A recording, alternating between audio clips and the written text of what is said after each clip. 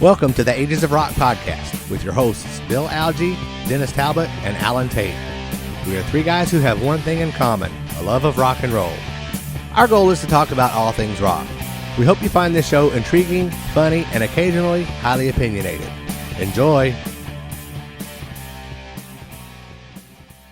All right, you've got us back. We're the Ages of Rock podcast. We're all three here, and we have two guests with us. Welcome to the Brynn and John show, where we have brought on our three favorite podcasters to talk about the world of podcasting. But see what I tell you, Bill. It starts already. We crank. That's the best part of these. These are the best ones to do. And then we have, of course, with us Brynn Arens from. That's a weird name to pronounce. Yeah. Is it? But I did I get it right? Is it Arens? Yeah. Half my. I'm gonna say because some people go right. It's borderline. It makes no sense. Arens. That's not even a word. There you go. Okay. And then John Michalski. Is I get it right? Did I get that right? Close. That's okay. But I'll take it. Michalski.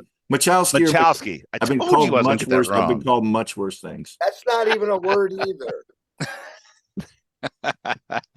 All right, but the reason we have these two gentlemen on, I could say gentlemen, but we'll talk about that here in a little bit, is because of this.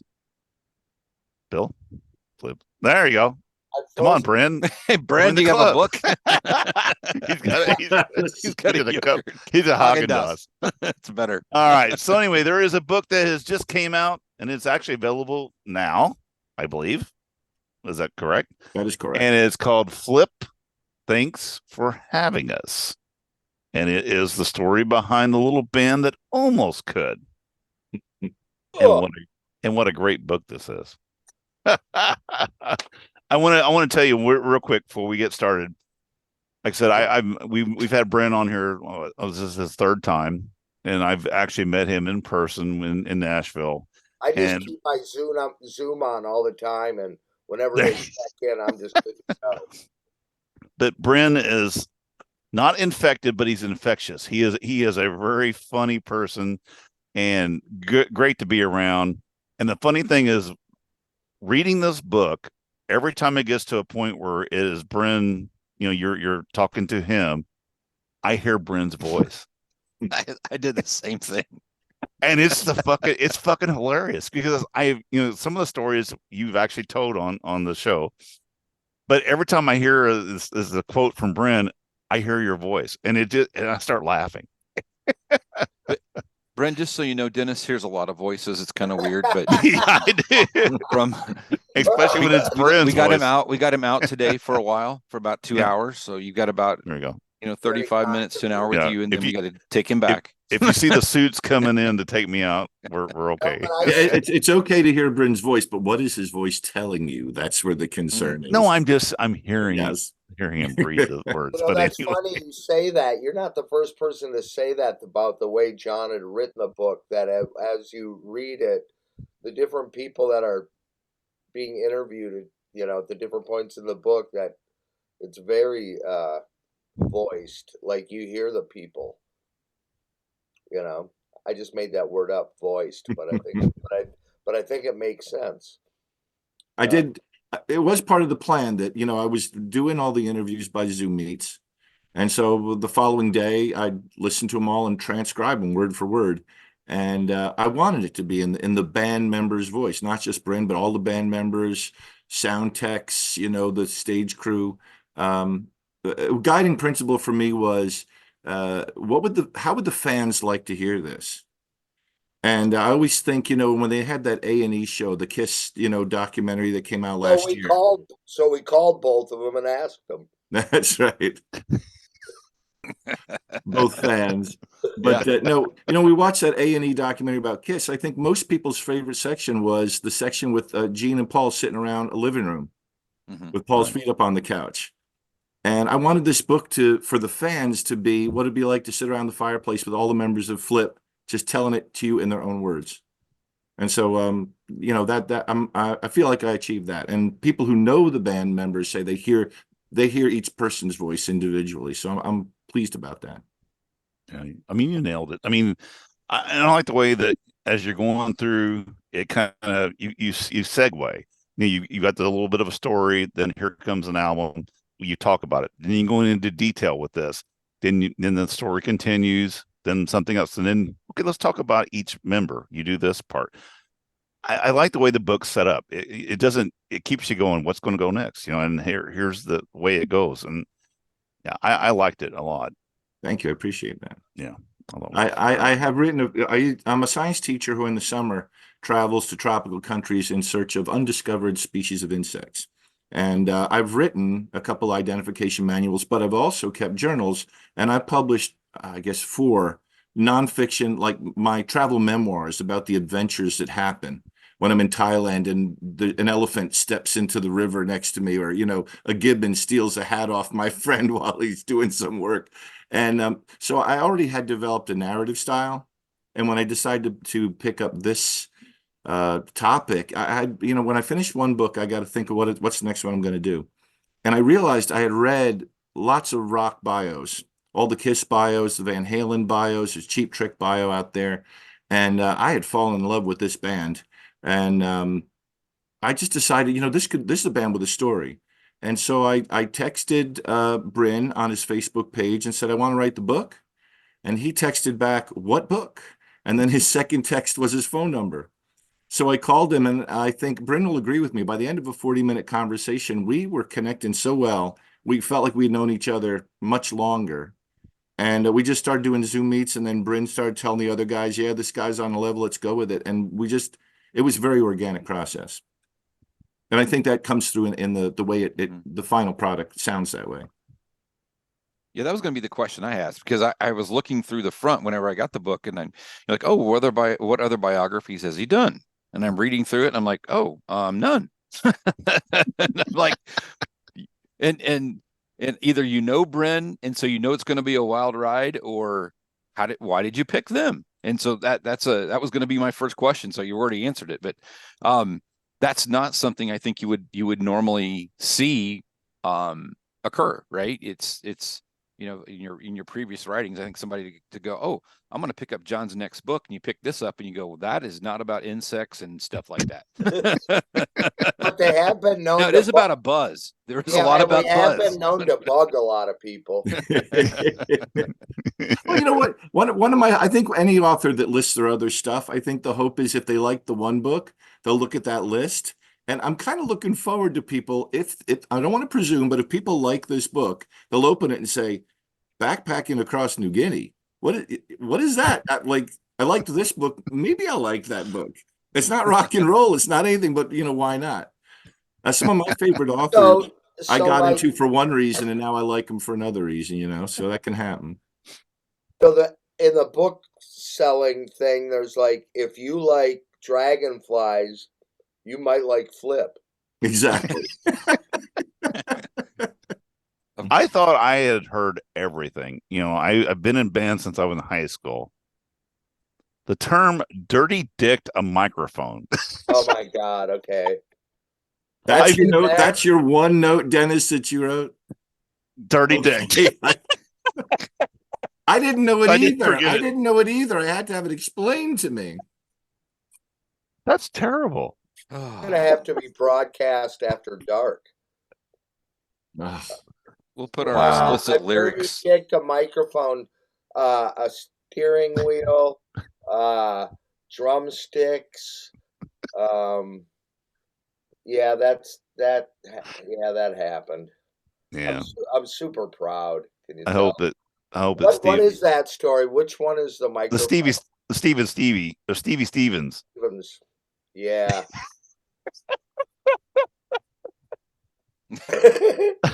I was going. I was sitting there at work. I was finishing out. I was going, can I borrow a pen? I got to write this down. It's like, oh, freaking.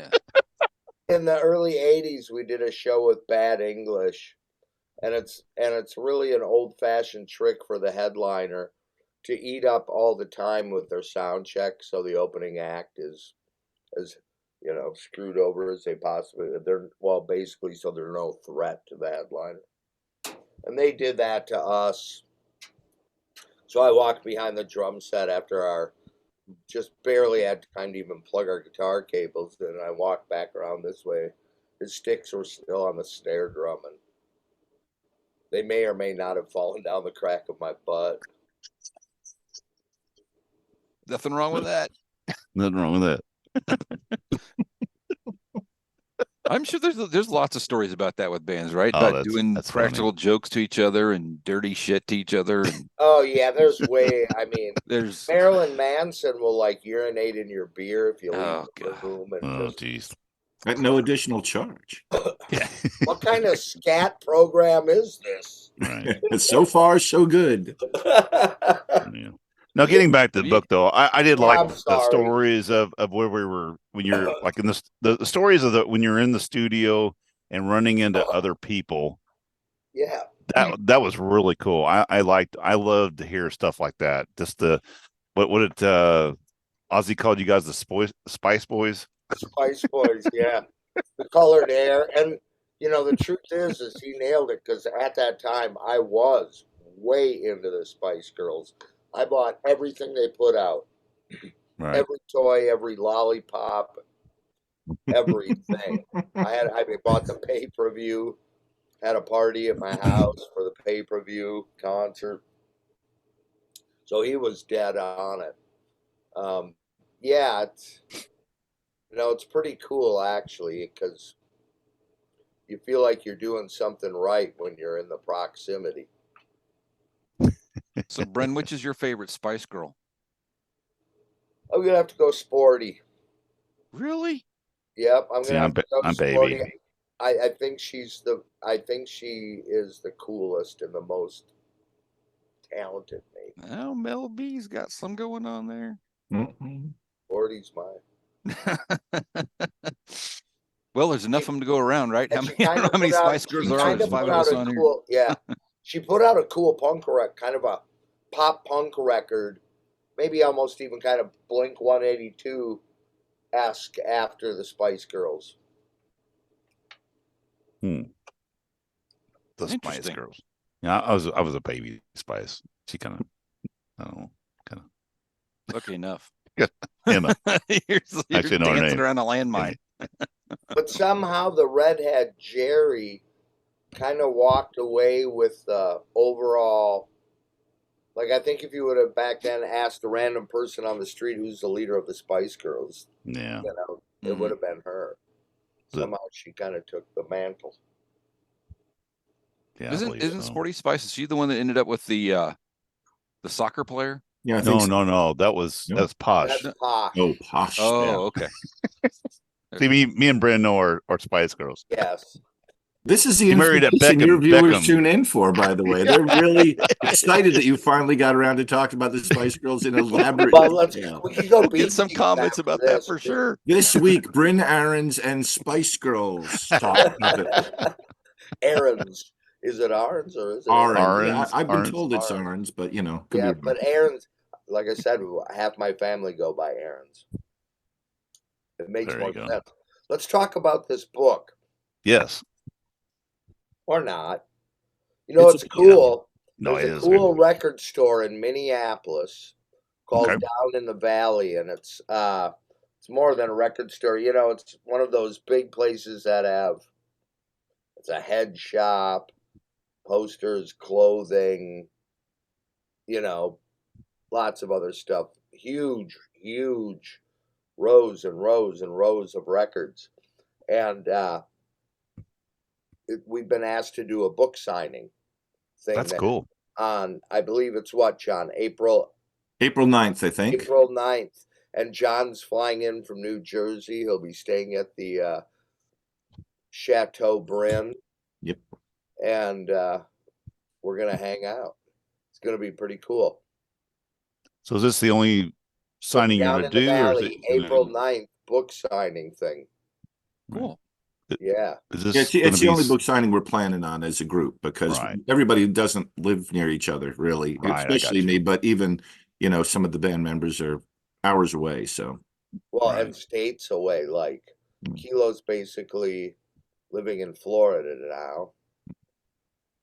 Cherry for Kilo is living in Florida, and Cherry's moving to Iowa. Iowa. Wow. Wow.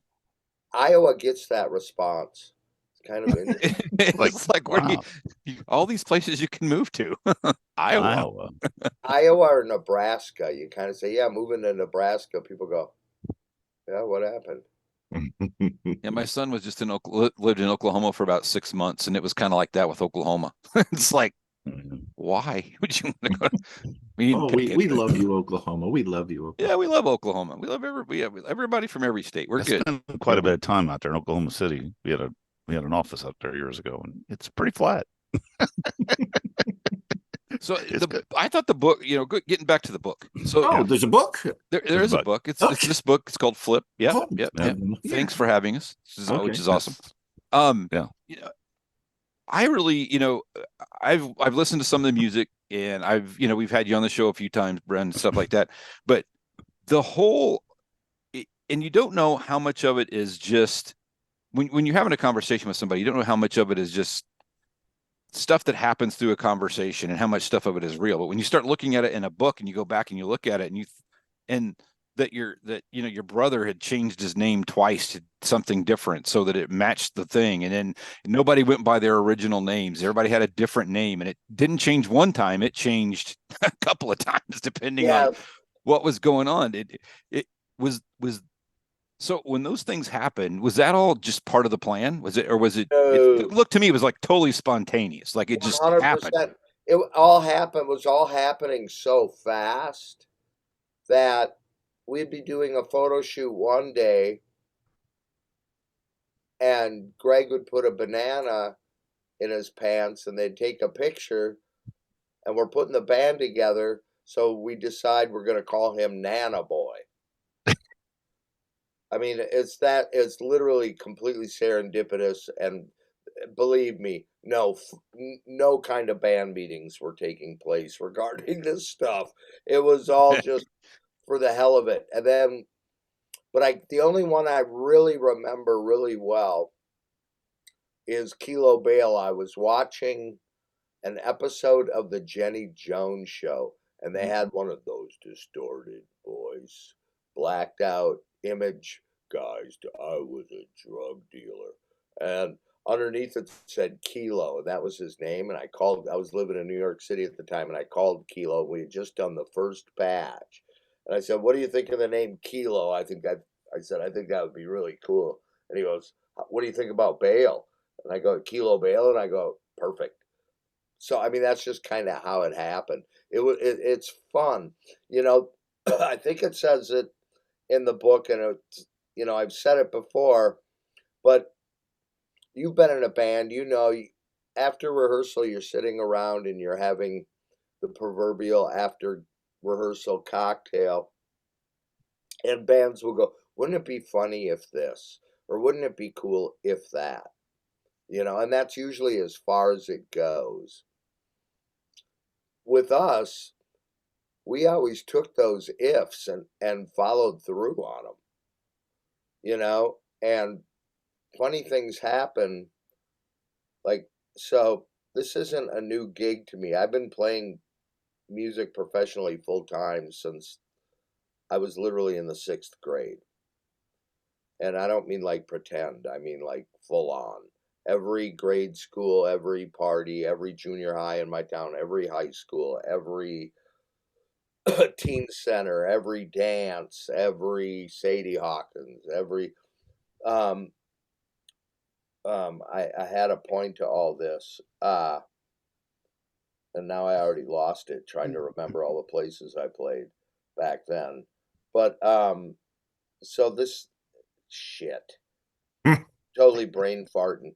But this You were is talking about how I wouldn't just brainstorm ideas, but you do them. oh, thank you. So when you play as many shows as I have, backstage, here's where it was going, John. Backstage, you'll get people offering you the craziest shit. Like, "Hey man, if you ever need a goat, I got goats. You know, I don't know if you know this, Brynn, man. I love your band. I'm a goat farmer. And one day a guy comes backstage and he goes, God, I fucking love you guys. If you ever need a helicopter, I know a guy with a helicopter. Then another show, I live in Minneapolis. A guy comes where General Mills is located, goes, hey, if you ever need anything from General Mills, I work there. There's a So plan. There's a plan working here. there's a plan working here. And it's like, the numbered dots and you got to draw it and a picture appears.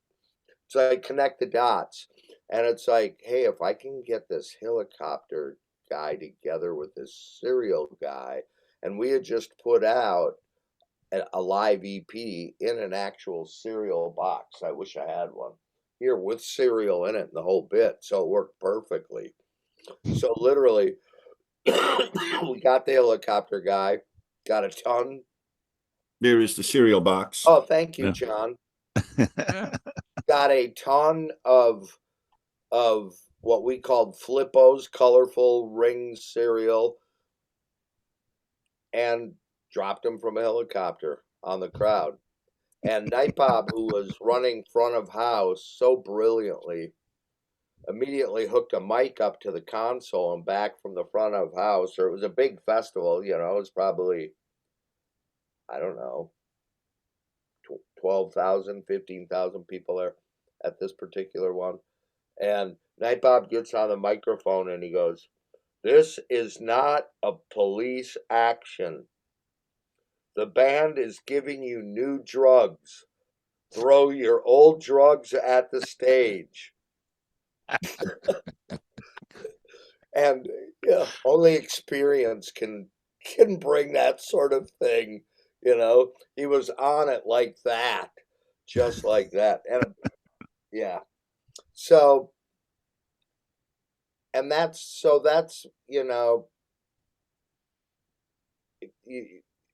that's kind of where all those things come from.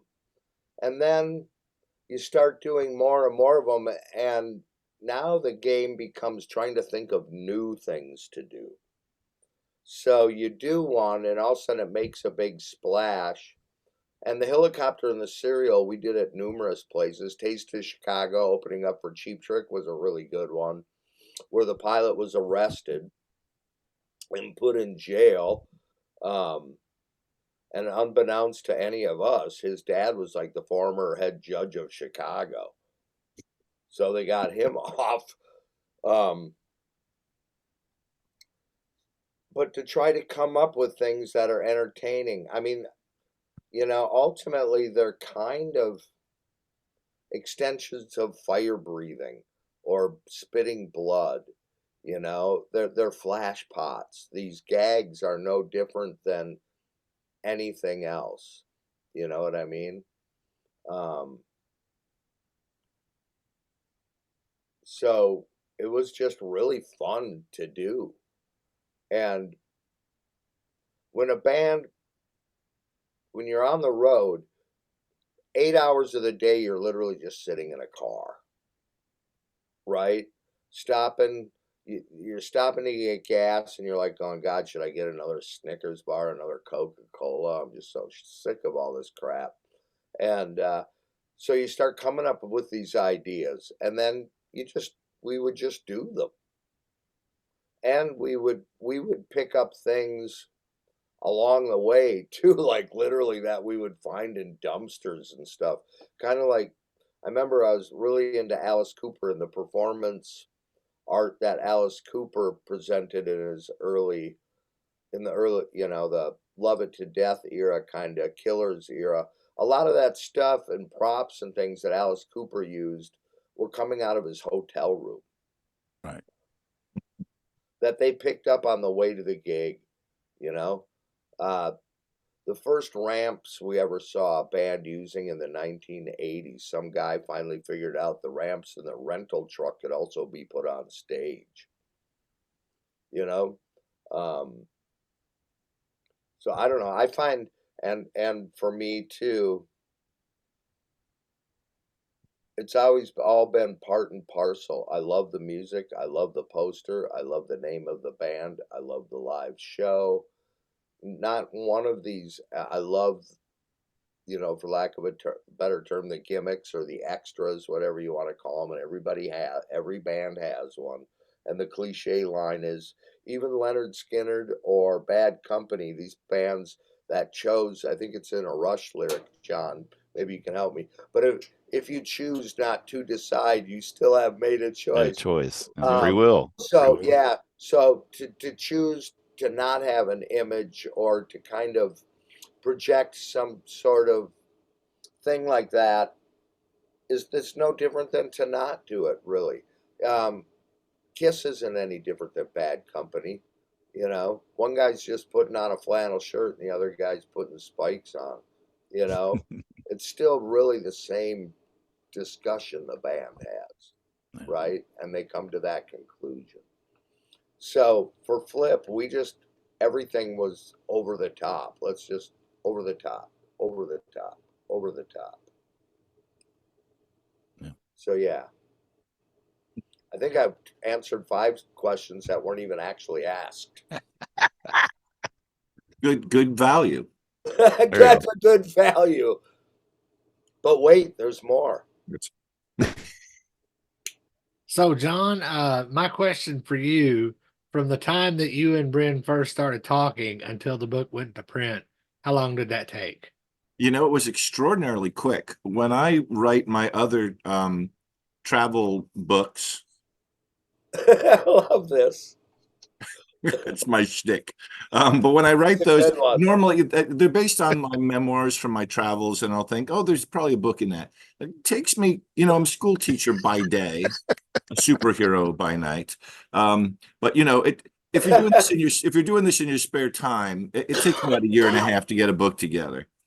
This one, from the moment I decided to contact Brynn till it got published, was like 8 months. Really quick.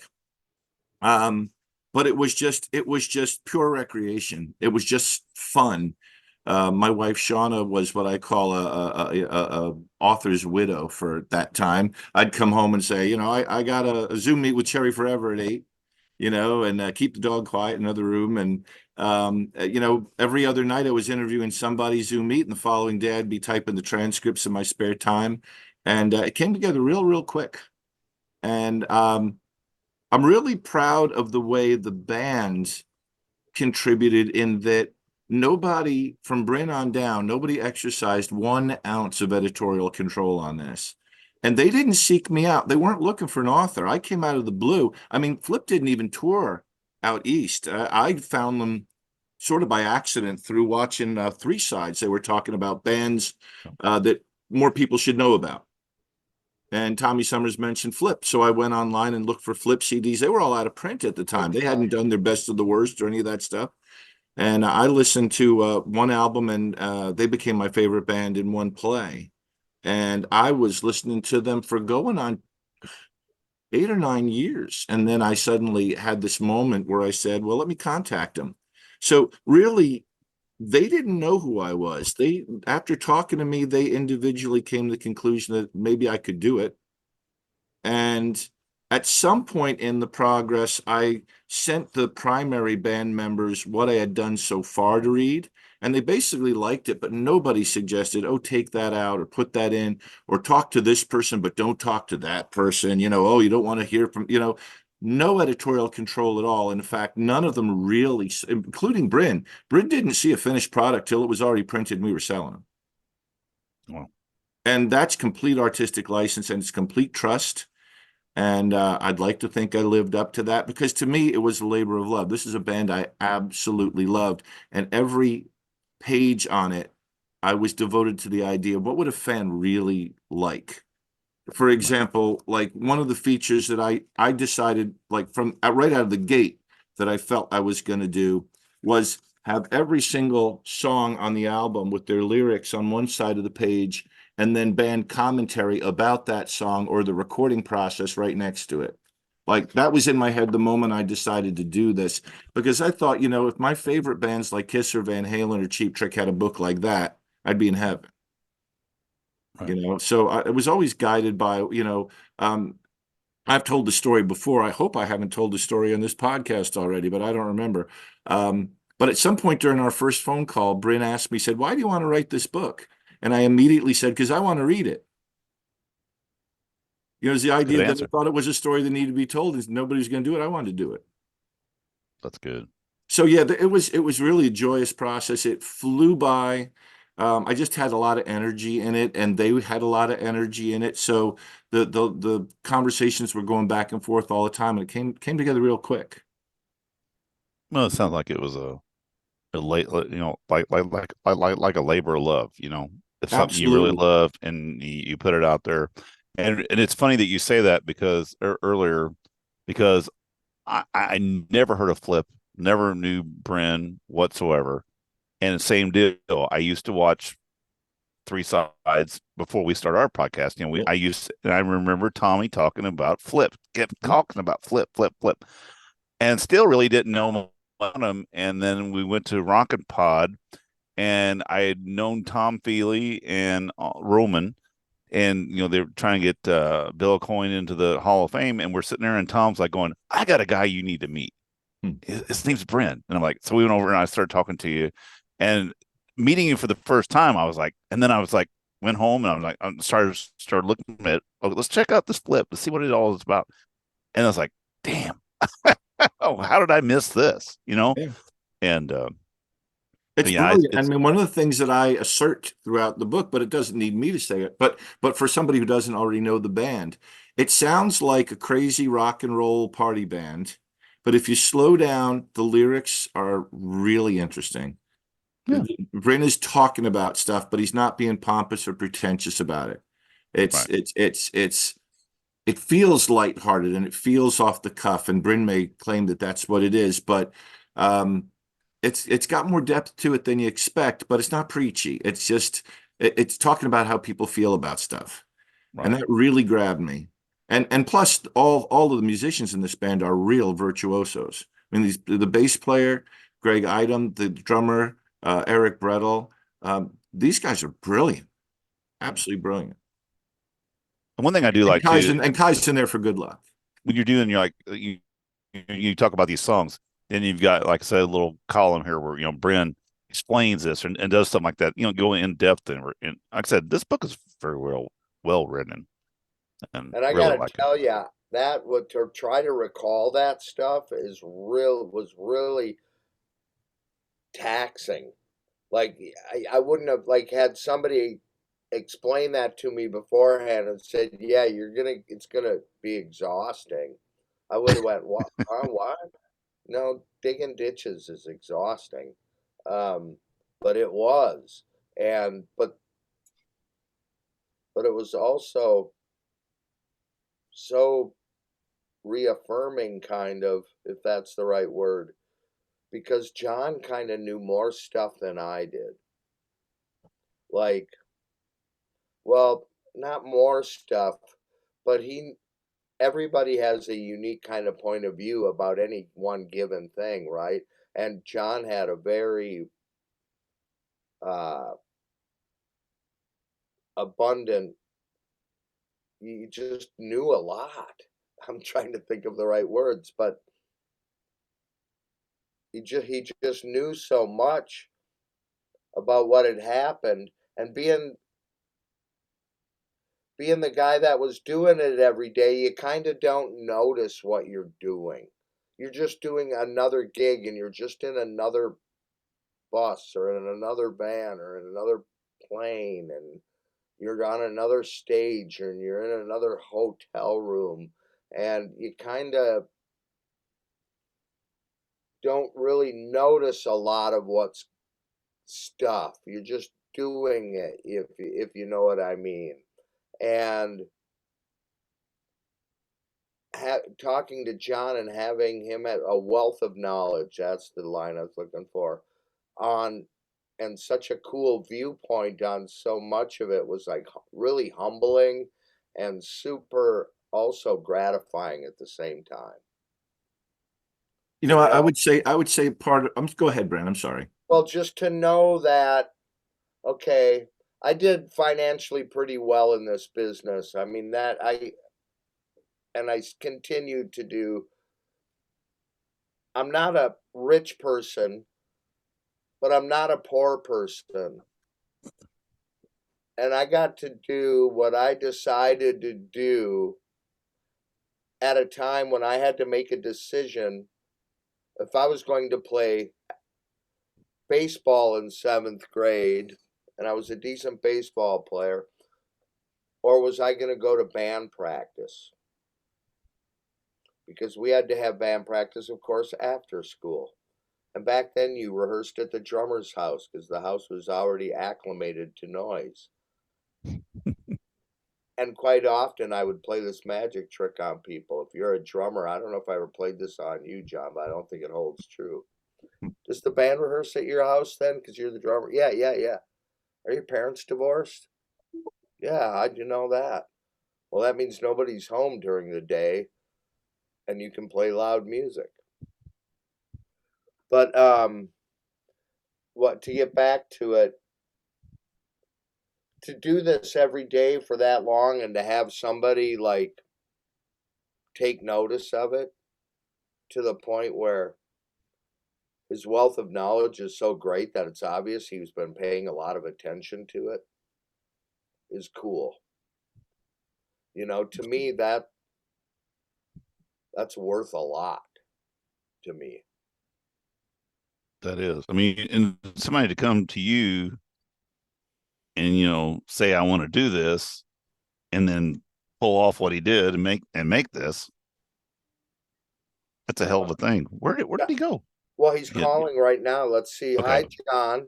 We're talking. Just lost me because I thought my laptop was plugged in, but it wasn't. So I'll be back with you guys in a couple of minutes. That's fine. Okay. Did you guys hear that? Yes, we did. Now, I'm Polish, so I can say this, but I think this officially makes this a Polish chat room. Okay. So, Brynn, so why? As soon as I can. You got it, buddy. Bye-bye. So why John's not here? We can talk about. So you have a no. You just did that guitar. You made that new guitar, the new Coyote. Oh, I didn't make it a fan. Are you right? Talking? Yeah, fan. Right, the one that you were posting on the thing. Yeah, it's right. Have you been playing there. it some then, or what? It was so cool. A dude from Chicago named Scott Webb, who I've become really close to too, decided to build me a guitar and send it to me. That's super cool. I've had numerous guitar endorsement deals over the years, right? And have been fortunate enough to get very large record deals with large advances and things. Sure. But there's nothing more gratifying than getting free guitars in the mail. There's just something crazy cool about it. I wouldn't mind. I know I haven't got one yet, but I'm waiting. I think that means you've arrived to some level. I see you have a nice line of cases behind you. I got a ton of shit. But the thing is that I bought those. I bought those. Yeah, but I mean, well, I did too. Believe me, it was been a lot of work over the last 50 years to get a silly guitar endorsement and then play it for a week we'll see, and then sell it. But so I think I froze it. But there's just you did. You're froze. But it's okay. Really gratifying. Free guitars is super gratifying. There's something is speaking when you get a free guitar in the mail that's worth more than the value of the guitar. So the one that he sent you, the Coyote, the way it looks, how does it play? Does it play good? Great. Plays great. Sounds great. He took a pickup from something crazy. It's a single coil type pickup. I've never seen it before. It's cool. My real one is right here. Right. Oh yeah, that's in the book. Very first one ever made.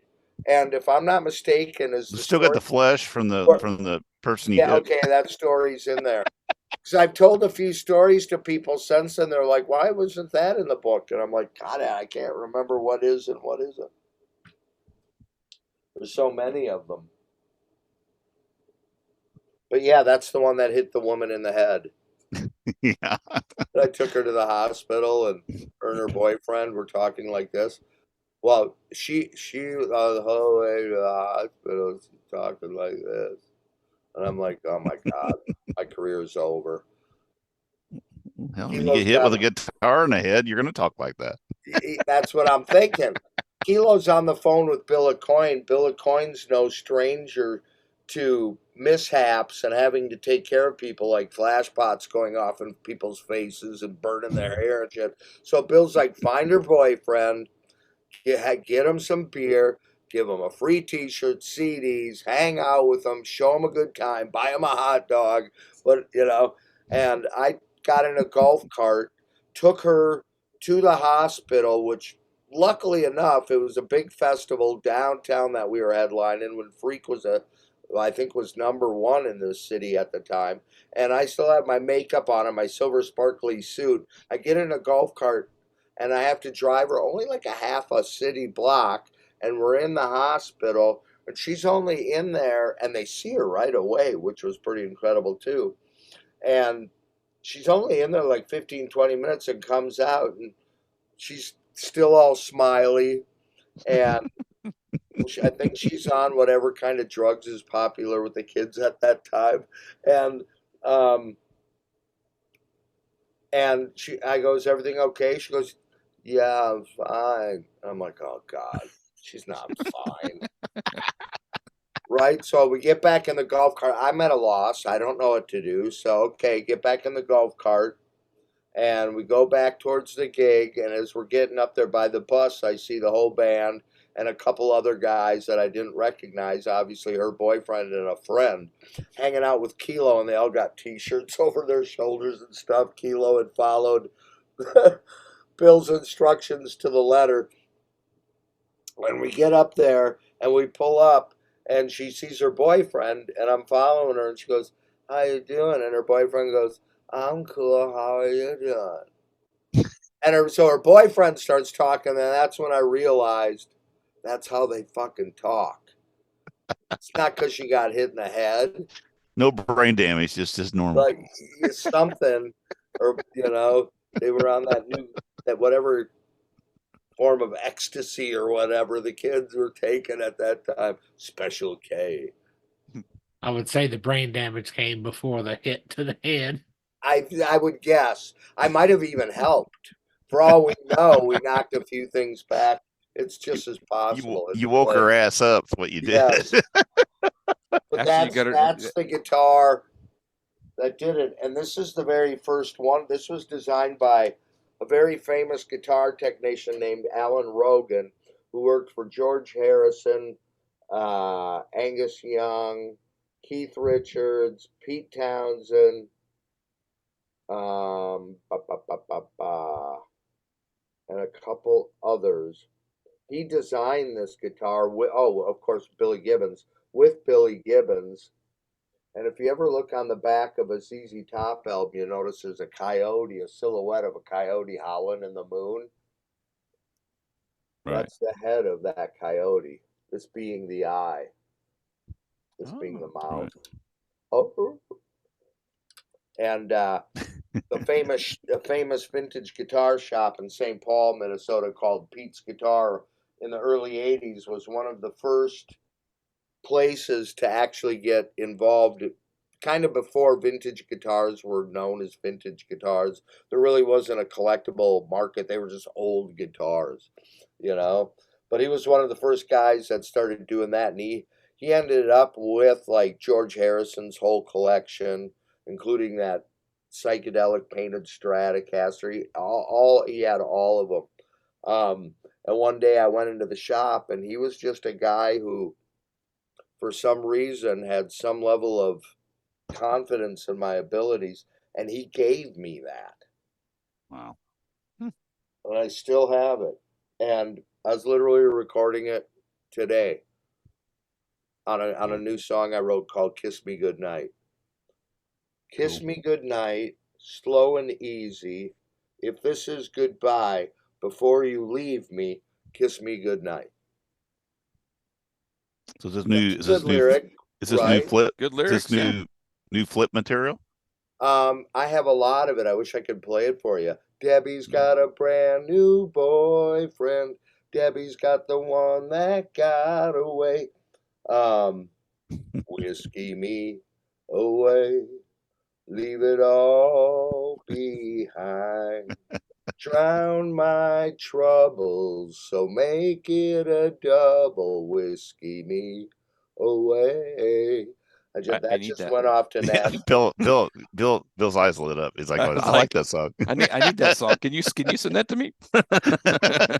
You can relate to that song? I might have a couple bottles of bourbon over That there. just went to Nashville. I manage an artist when I was in Nashville doing the pod thing. The reason I was there during the pod thing was because I was working with Brock Gagne, who I got signed to Big Machine Records out there. Right. So I do songwriting and other things for Big Machine, and that just went out to them by request. Whiskey Me Away, as long as another new song I've written recently called "Goddamn Dog." I love my goddamn dog.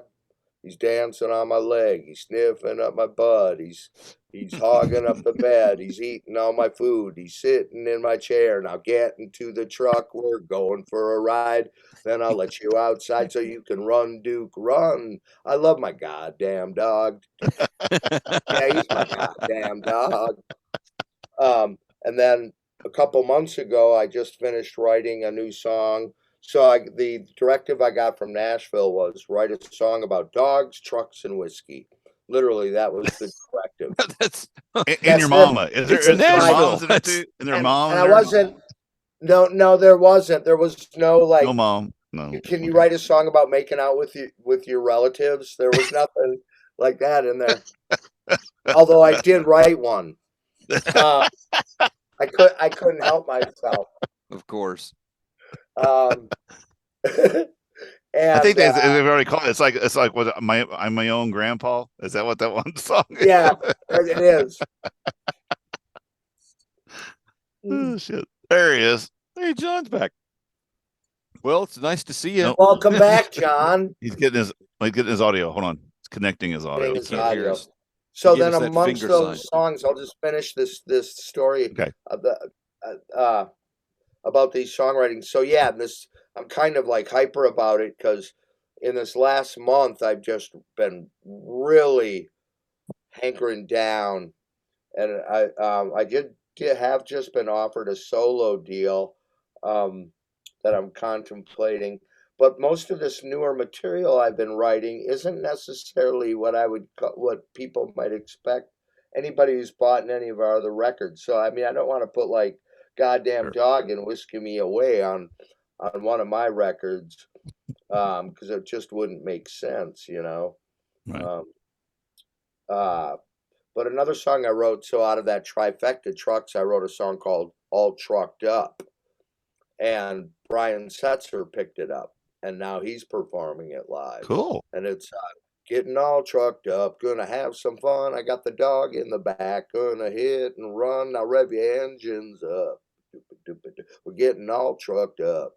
Bump and tongue, getting all trucked up with nowhere to go. Gonna find myself down in Mexico and get all trucked up. Yeah, we're getting all trucked up. That sounds It's like a about- country song too, Bryn. It is. That could very definitely be there. You are right. And Brian, it's very rockabilly. He's go, you know, no, Oh, yeah. got to have some fun. I got the dog in the back, and it's really cool. And he sent me a demo of him doing it just with him and a little guitar and an amp in his living room of his first pass at it. Wow. And on my demo, I have a couple like Elvis giggles, and they're like, you know, getting all trucked up, kind of. And he put all that in there, and that was really cool too. That's awesome. Awesome. Yeah, so I've just been really hankering, really lately, just writing. It's this new song, "Kiss Me Goodnight." I'm on the fourth take of it. It's already at its third key change, second tempo change, You'll get it. and I think it still needs to be faster because I write the instrumental, And then I come up with lyrics and things after the fact. Now I teach a songwriting course online and otherwise, with people all over the world. But one of the things that happens when you're songwriting, and I hope this isn't too far off track or too deep or too whatever, but words have built-in melody and rhythm inherently already in them. John, as a writer, knows that. There's a meter. You could call it a meter when it comes to language, which is the equivalent of melody and rhythm. For instance, and we'll quote Gene Simmons, the word gymnasium is rhythmically much different than the word snow. So when you write music, the idea that you can take a pre-existing lyric and plug it into any piece of music and make it work, it just ain't gonna happen. So you almost always kind of end up massaging and finishing the lyrical content after the fact. And in and of this last song I've been working on, as I finally have now come around to what the lyrical content, melody, what it's asking the melody to be and the lyrics to be, it's telling me it needs to be faster again because it's singing just a little too slow, and it wants to be pumped up a little bit. They can do anything. I mean, Toto got the word Serengeti in that song, and I still don't know how the hell they did that. It works. That in Africa? Yep. Is that in Africa? What a great Yes, song. it's like, how the hell did they work that in? And it I fits love perfect. that song. All right, John, good to have you back. Yeah, anything happen while I was away, or did Brynn just talk a lot? Brynn didn't talk anything. He Oh, wouldn't wow. talk. He break. sit there. He took a He break. just sat there and waited. waited. That's nice. Yeah. I appreciate it. It was very uncomfortable. It was very. That's generally Anything the experience I have with him too. But anything he said about you while you were gone, we have nothing to do with. So anyway, we'll go from there. Anyway. Okay, John. All right, so now, John, go now ahead. that I'm you're sorry. back, I was also going to ask, when you were writing the book, did you have any difficulties with? I mean, obviously, you had no difficulties with the band. Did you have any difficulties with the publishers or the printers or anything like that? Well, this is entirely self-published. I did the whole book on my computer in Microsoft Word, whole thing beginning to end. And I already had experience because the other books that I have had some experience writing and putting out there. There you go. I didn't give I'm that just salute. doing I'm just doing it. No, Brynn was doing that earlier. I'm just helping with. Oh Brynn no, did it no, earlier. I would never do something as crass as that on screen. But no, all the my other travel memoir books are all self-published, and they're just they're Amazon Kindle, and they sell whatever they sell. But the thing is, in a previous life, before I was a teacher, I spent 8 years in a management training company as a word processor back in the day when a lot of college-educated technical writers didn't know how to type on a keyboard. And Right. so 8 years of my life as a line editor and actually physically constructing the manuals software wise in terms of headers and footers and getting the right look and putting the images where you want them and all that. So I had a lot of experience doing that. And then when I started writing my memoirs, that was just adding my own narrative to the skill set I had. And then I published 2 technical manuals about tropical dragonflies, which is my area of expertise. One about dragonflies of South Pacific, 600 species in a 5-pound hardcover book. And then another one about Caribbean dragonflies, and again, all self-published. So when I decided to do this one, I had that skill set already.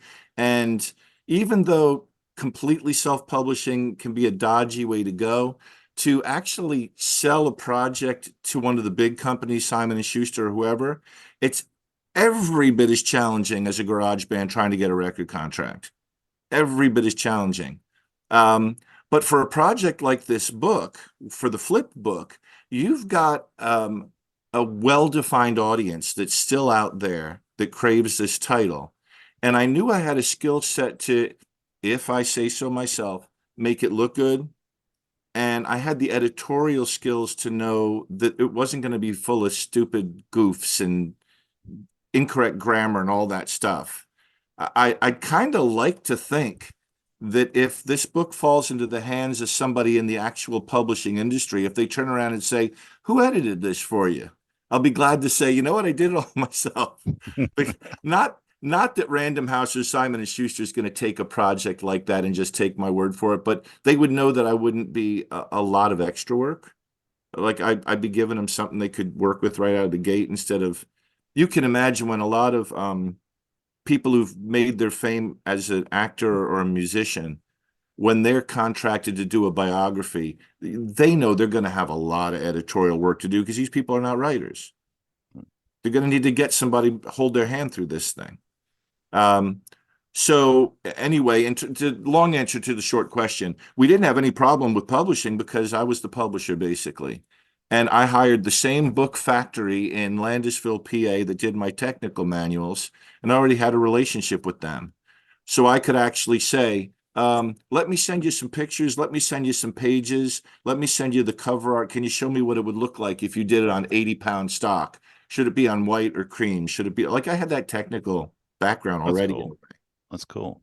And this, in fact, this copy that I've been holding was an author's proof, and the inside jackets are not what people are buying.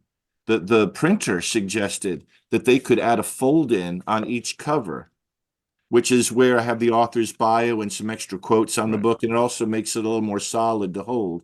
So it was really kind of cool to be completely in the driver's seat, to put all the pictures where I wanted them, to put the typeface as big as I wanted it, to, you know, full control. Now, we couldn't manage a book that had a potential to sell millions this way, but, you know, hundreds or, you know, God willing, a couple thousand, we could do it.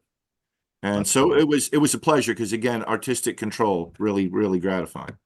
Well, and That's what's good. kind of just struck me, which kind of is interesting, we were talking earlier about after band rehearsal, the band getting together and going, what if and why not? Which is and then we would do it ourselves, which is exactly what you did, John. Yeah. You went, what if and why not? Yep. And Well, then I've told the story to other people many times. Is when I first texted Brynn on his Facebook page and said I want to write the book, and then he responded and we started working on it. And a couple of weeks into it, I mentioned to my wife, you know, I don't know whether this is going to take off or not. And she said, well, you had no real expectation that Brynn was going to answer you, and he did. So why not? You know, and it's that, let's do it. And as we actually went into production, Brynn and his partner in Rocksteady, Grant Lindbergh, and I were talking about how many copies should we print. And I was the guy who kept saying, print more than you're talking about because people are going to buy them. And Brynn was like, oh, I don't know. I said, I think I do. I think I do.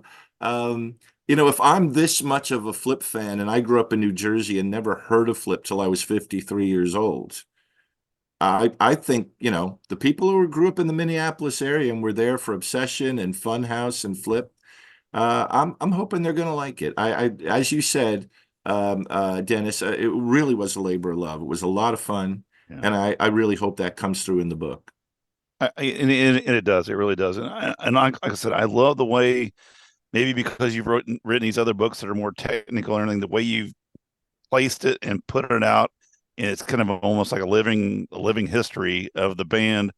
And it, like you said, it's not a boring read because it changes as you go through. It's just like, what's next? Well, this is kind of cool, and then you go to the next thing.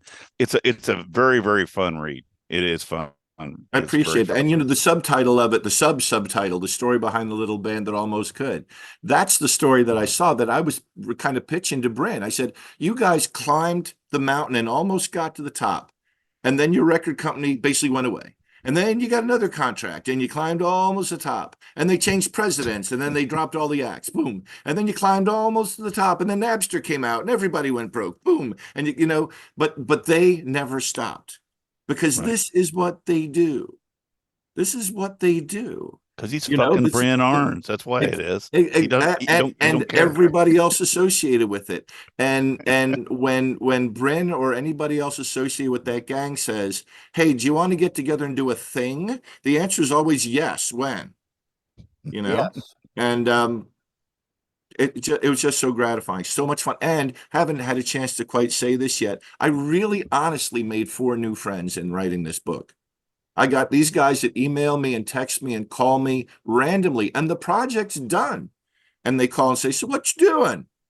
"Oh, gonna roast some marshmallows." "Cool." I'm really looking forward to seeing everybody when I come out in April for the book signing, because I last met them 2 years ago when they were touring Too Dumb to Quit, and they were doing opening for Ace Frehley, and they managed to play a show in Pennsylvania, which was 2 hours drive for me, but it's the closest I was ever going to get to seeing them. And I met him and hung out with him, and I had not even thought about the book yet. It hadn't occurred to me yet. Wow. So we all met each other. We all remember each other because we've seen each other in the Zoom meets. So when I see him again, I feel like we're all going to be brothers in arms. We know each other so much better now. And there's a real bond of trust amongst each other. They trusted me with the project, and I didn't even need their trust. I didn't need to trust them because everybody was so open and candid. And like I said, there was no editorial control. Nobody said, "Please don't put that in." And nobody said, "Oh, you don't want to talk to that guy." It was just, "Hey, maybe you should call this guy. Maybe you should call that guy." Or I'd get an email and somebody would say, "I was just talking to Cherry and he said I should call you." And all of a sudden, I interviewed Brynn's dad. People said, "Have you talked to Bob Arens?" And I was like, "Should I?" They go, "Oh, you got to talk to Bob Arens." So I did that too. That's awesome. And I will say preemptively, there's almost certainly going to be a couple people who have been in the Flipp picture that will feel like they never got their chance to be in this, but it wasn't out of anybody's choice of excluding them or anything. I was following the leads wherever they took me. And at some point, you do feel like you've got the story now. I've got the narrative. And I don't want to belittle anybody's association with the band, but at some point, Well, I've read it's kind of like genealogy in a way. At some point, you got to stop because it can go on forever. Yeah, if the book has to be done at some point, and I've read some of the books written by other people who basically are in the position I am, and I've really enjoyed these self-published books, rock and roll narrative books, and I've really enjoyed them. But some of them have a separate chapter for the guy who designed the gloves they were wearing on the album cover, and I appreciate their diligence with that. But I do flip right past a bunch of those chapters.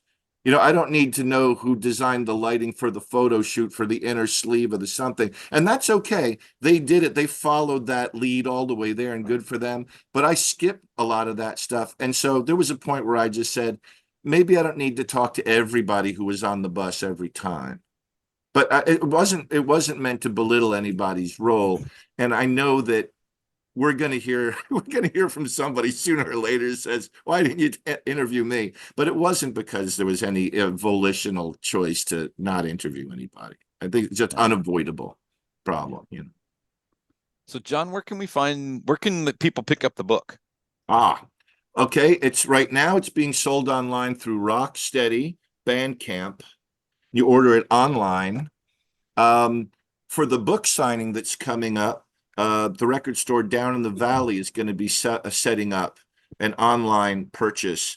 If people want to attend what we believe is going to be a reunion performance at the record store and book signing, they should buy the book online, because that's the way these kind of things are set up. If they've already bought the book and want to get it signed, they probably have to buy another one at the book signing to do it. So maybe get one signed for your pal. But that's where it is now. I think as time goes by, we'll probably make it available elsewhere. But right now, exclusively to Rocksteady. And then they should look online for the book signing event coming up, and they'll see stuff set up online about Down in the Valley's arrangement. Do you know the website for that? The record store hasn't actually got that up now. It should be coming up any day. But at Brynn Arens' Facebook page, and also another really active Facebook page called Bring Back Flipp, we will be posting all the updates so people know where to get it from there.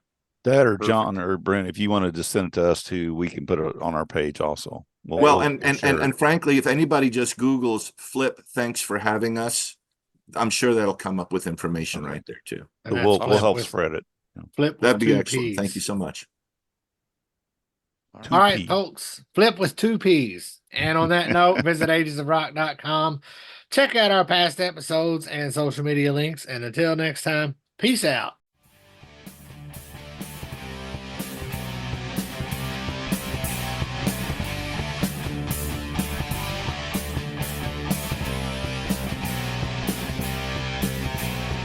Thanks for listening to the Ages of Rock podcast. If you haven't done so already, be sure to subscribe to our YouTube channel, like us on Facebook, and most importantly, tell all your friends. Remember, you're never too old to rock. Until the next episode, peace out, folks.